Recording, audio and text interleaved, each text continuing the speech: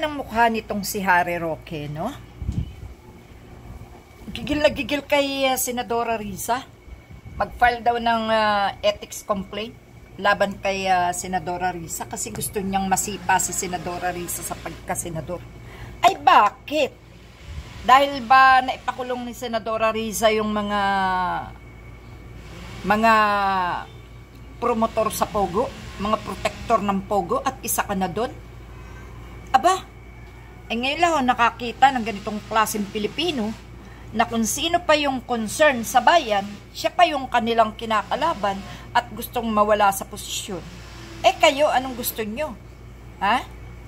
Matapos kayong maging wanted dito sa Pilipinas, gusto nyo matanggal si Senadora Risa? Si Senadora Risa yung pinaka-the best na senador, na nakapagpakulong sa mga hudas, no? Ang dami-dami yung naipakulong. Ikaw, susunod ka, no? Roque, dahil talaga naman totoong ikaw ay, kung wala kang sala, hindi ka tatakas. Dapat haharapin mo. Kung saan-saan ka na nagpunta, wala na rin tumanggap sa'yo, para ka na rin si Duterte, Pagkatapos, gusto mo masipa si Senadora Risa? At sino naman ang taong bayan na tinatawagan mo? Sino naman ang tinatawagan mo para makiisa sa katarantaduhan mo? Yung mga DDS? Ha? Marami ng DDS ang natauhan. Huwag mo na idamay, no? Yung mga reklamo nyo kay Senadora Risa Hontiveros, patunay lang yan na totoo ang kanyang mga aligasyon sa inyo. Totoo lang na dapat ka talagang humarap dahil ikaw ay sangkot sa Pogo. Yan yung masasabi namin, ha? Mr. Harry Roque. Hindi ka pa nadala-dala, no? Mandadamay ka pa? At si Senadora Risa Hontiveros pa ang napili mo, siya nga yung gusto lang ng taong bayan na matira dyan, no? Ang taong bayan na magdidesisyon kung sino ang may kamalian sa inyo.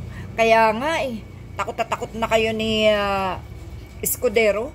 Si Escudero nga may plano na naman na tarantaduhin ang impeachment Takot na takot kasi may hawak si Sara Duterte na katiwali ang ginawa siguro ng mga yan, ano? Kaya takot na takot sila na ma-impeach si Sara Duterte. Magkakalaglaga na. Yan ang pinaka-exciting part ng kanilang pagiging mga politiko sa pag-upo nila dyan sa gobyerno, no? Gagawa-gawa kayo ng katarantaduhan nyo pagkatapos takot na takot kayo. Kung gumawa man kayo ng kalokohan at kaya nyong patunayan na hindi yan totoo, harapin nyo. Pero kung totoo, talagang magtatago kayo, no? Ganyan po, ha?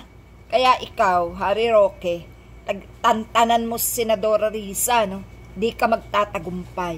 Instead na si Senadora Risa ang inyong idiin, kayo ang madidiin. Kaya tigil na, no?